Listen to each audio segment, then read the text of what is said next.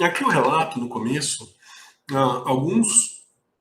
algumas RDCs, tá, gerais, como por exemplo, como que você realiza a petição na Anvisa, quais que são as RDCs que estabelecem como que é realizada uma pesquisa clínica, as indicações terapêuticas que estão isentas de prescrição médica, que falta o R, farmacovigilância, estudos de estabilidade, validação de metodologia analítica, boas práticas de fabricação. Tudo isso, digamos, que é um contexto mais geral. E aqui estão normas específicas para fitoterápicos e drogas vegetais. Nós temos, principalmente, a RDC número 26 de 2014 e a instrução normativa, que é, na verdade, um texto um pouco mais agradável de ler do que a RDC. Essa instrução normativa ela é baseada na RDC, ela é como se fosse um guia de orientação, tá? E é importante salientar que essas RDCs, instruções normativas, elas estão em revisão, estão na agenda regulatória da Anvisa e provavelmente deve sair alguma norma mais atual nos próximos meses. Tá? Além disso, nós temos a Política Nacional de Plantas Medicinais e Fitoterápicos, que começou em 2006, então já caminhando aí para os seus quase 20 anos. Nós temos a RDC 430 de 2020, que vai dispor a respeito das boas práticas de fabricação, armazenagem e transporte de medicamentos. Nós temos a RDC 18 e 3 de 2013, tá? Dispõe sobre boas práticas de processamento e armazenamento de plantas medicinais, preparação e dispensação de produtos magistrais e oficiais de plantas medicinais e fitoterápicos em farmácias vivas. E nós temos a 13, então, de 2013, que comenta a respeito das boas práticas de fabricação de produtos tradicionais fitoterápicos. Além disso, a instrução normativa número 2 de 2014, eu não tenho certeza, eu acredito que é 2014 também, não está aqui o ano, mas tem a lista de medicamentos fitoterápicos de registro simplificado e a lista de produtos tradicionais fitoterápicos de registro simplificado, ou seja, são plantas que, são drogas vegetais que, quando utilizadas naquela dosagem, para aquela indicação, ela tem um registro simplificado para facilitar, né, o processo de comercialização daquelas drogas selecionadas. Regras de rotulagem e também bulas, elas seguem RDCs específicas. Nós temos a resolução do CFF, que dispõe sobre as atribuições dos farmacêuticos no âmbito das plantas medicinais e fitoterápicos. Temos também a RDC 277 de 2005, regulamento técnico para café, cevada, chá, erva mate e produtos solúveis. Na verdade, nos próximos slides vou mostrar uma RDC mais atualizada, que saiu ano passado, assim como os informes técnicos e os limites de matérias estranhas de alimentos, tá? Que é importante principalmente no caso do chás. Essas aqui elas já estão atualizadas, tá? Já mostro logo em seguida. Além disso, nós temos a presença de RDCs específicas para suplementos, tá? Não é qualquer coisa que pode ser utilizada como suplemento e não é qualquer alegação que pode ser colocada pelo fabricante nesses suplementos. Então, tudo isso é regulamentado. Nós somos uma área muito regulada e por isso falar um pouco de legislação é muito importante. Porque pensa bem, como que você vai avaliar uma droga vegetal para a fabricação do medicamento? Onde você encontra essas informações, os requisitos para uma petição junto à Anvisa? Caso você trabalhe num setor no setor regulatório ou então na parte de produção, tudo isso tem legislação para regulamentar. Começando então, a Política Nacional de Plantas Medicinais e Fitoterápicos, ela surgiu idealmente com o intuito de se estabelecer diretrizes e linhas prioritárias para que as plantas medicinais e fitoterápicos elas estivessem mais presentes tanto no SUS quanto também na indústria nacional. Nós temos uma biodiversidade incrível, no entanto, a maioria dos nossos dos fitoterápicos que nós utilizávamos, eles vêm de fora, né? Então, matéria-prima de fora. Então, essa política ela veio para tentar facilitar, promover o uso da nossa biodiversidade, promover a indústria farmacêutica para a produção desses medicamentos, fortalecer as cadeias, porque não é apenas a indústria, mas é toda uma cadeia produtiva que necessita para a produção de fitoterápico. Então, essa política ela surgiu em 2006, intraministerial, com a presença de vários ministérios, com estabelecimento de metas. Tivemos alguns avanços, mas ainda muito aquém do que foi inicialmente planejado, idealmente colocado, né, quando essa política veio. Mas hoje a gente tem um programa nacional, né, em 2008 foi implantado, tá, o Programa Nacional, diretrizes, metas para ser cumpridas, e também surgiu uma relação nacional de plantas medicinais de interesse do SUS, que seriam as plantas que o SUS tem interesse de avançar em etapas da cadeia produtiva e gerar produtos para que sejam disponibilizados pela população. Então, esse ReniSUS, ele visou também a elaboração de monografias, o fortalecimento da cadeia produtiva, desde o produtor até a indústria farmacêutica, facilitando também a regulação desses produtos. Então, foram tomadas essas iniciativas, tá? Aqui está a relação de plantas que fazem parte desse ReniSUS, tá? Algumas nós temos a presença dessas monografias, tá? Aloe vera, mil folhas, nós temos a bácara estrimera, que é a carqueja, bauínia, que é a pata de vaca, a calêndula, camomila, cúrcuma, a eritrina mulungu, que é o mulungu, tá? O eucalipto, a soja, a unha de gato, a lípia, a malva, menta, nós temos o guaco, a melão de São Caetano, o plantago, o maracujá, o boldo, a romã, cáscara sagrada, o esquinos teremitifolis, que é a aroeira pimenteira, o barbatimão,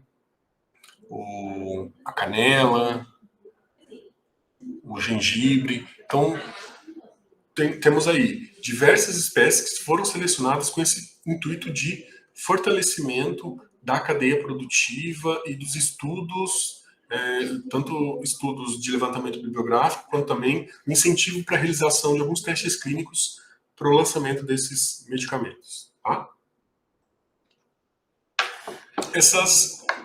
A RDC 26 de 2014 e a Instrução Normativa 4 de 2014, elas são, digamos, os dois arquivos mais importantes dessa aula.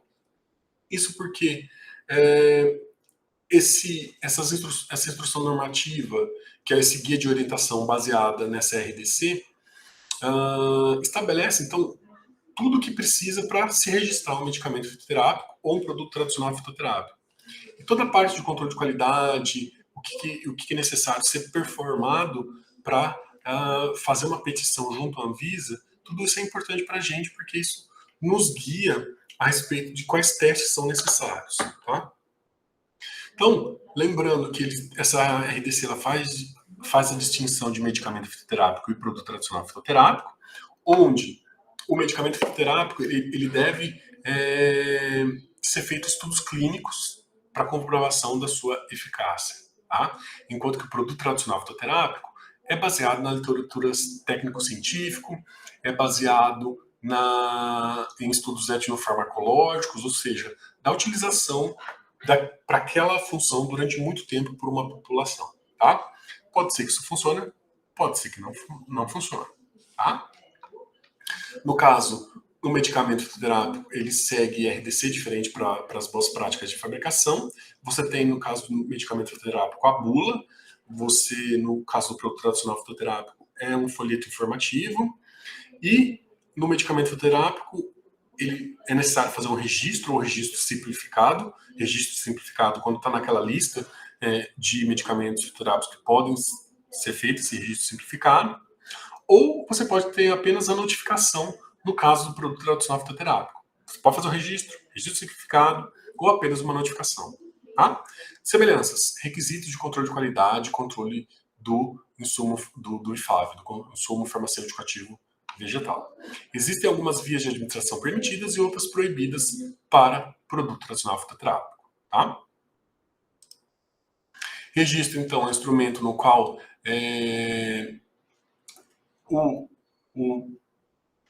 a entidade que faz a petição, ela estabelece, então, ela informa junto à Anvisa a intenção de fabricação e colocar no mercado esse produto, tá? Pode ser para medicamento fitoterápico ou produto nacional fitoterápico, tá bom? Só que isso é prévio à comercialização.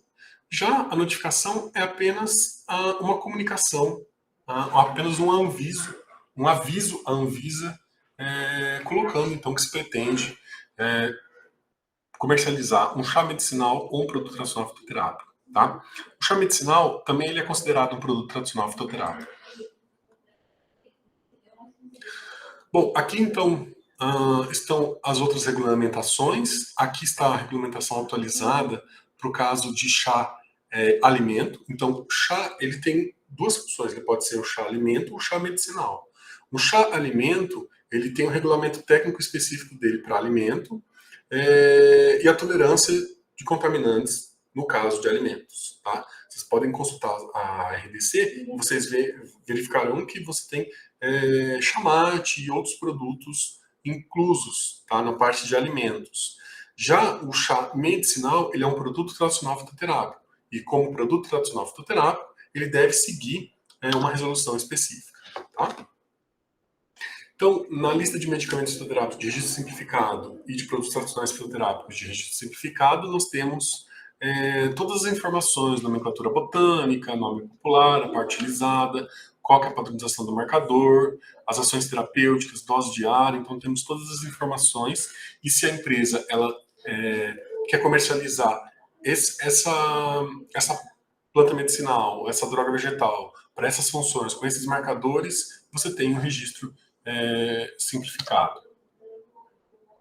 Importante vocês consultarem também as atribuições do farmacêutico no âmbito das plantas medicinais, por meio dessa resolução do CFF. Tá? E como eu falei, chás, chá é uma bebida preparada que não tem, chá alimento não tem finalidade terapêutica. Tá? Então o chá alimento ele não pode indicar que ele pode ser utilizado para determinado fim, como por exemplo para dormir ou para acalmar, para dormir. Então isso não deve ser feito, tá? Não deve ser utilizado essa indução do consumidor, porque isso é um alimento, tá? A função é alimento, não é finalidade terapêutica. Além disso, como eu comentei, existe limite para a quantidade de sujidades, de insetos. Então, insetos podem estar presentes e tudo isso tem limite, tá? Então, tem limite pelo, inseto, por aí vai. Suplemento. Suplemento é importante que a gente colocar que o suplemento ele é destinado a suplementar a alimentação de indivíduos saudáveis, tá? Então, não é para pessoas com doenças, não é para tratar doença. É simplesmente para indivíduo saudável, tudo bem? Aqui estão algumas plantas medicinais presentes na Relação Nacional de Medicamentos. Nós temos 12 plantas, tá? Alcachofra, aroeira para vaginite, tá? Que é com a aroeira pimenteira, casca do caule que é utilizada, nós temos o cachofra, a babosa para queimadura cicatrizante, a cáscara sagrada é laxante, rica em antraquinonas, nós temos a espinheira santa para sintomas dispépticos, o guaco principalmente como expectorante, tá? Garra do diabo para dores articulares, hortelã, pimenta para alívio de sintomas dispépticos e gases. Nós temos a soja para sintomas do climatério e menopausa, plantago para constipação, salgueiro, dor e febre, e a unha de gato para inflamação articular. O último tópico que eu gostaria de comentar com vocês é a implantação das farmácias vivas no âmbito do Sistema Único de Saúde. Tá? Nós temos 3 tipos, a farmácia do tipo 1, 2 e 3, onde do tipo 1 é realizado o cultivo em hortas medicinais, e a ideia é educação em saúde, onde você tem a orientação da correta preparação e uso dos remédios caseiros. Tá? Esse é do tipo 1. Do tipo 2, além do que é contemplado das atividades do tipo 1, nós temos a produção e dispensação de plantas medicinais secas, ou seja, da droga vegetal. Então, a farmácia viva do tipo 2 ela pode dispensar drogas vegetais. Tá? Então, deve ter toda uma estrutura adequada para o processamento da matéria-prima vegetal. Já as do tipo 3, além de fazer tudo que a do tipo 1 e 2 fazem, também podem preparar medicamentos padronizados. E tudo isso deve ter áreas específicas e boas práticas de fabricação de medicamentos fitoterápicos. Então, a farmácia do tipo 3 é a farmácia mais completa, onde você tem a dispensação de medicamento fitoterápico. Era isso a aula de hoje.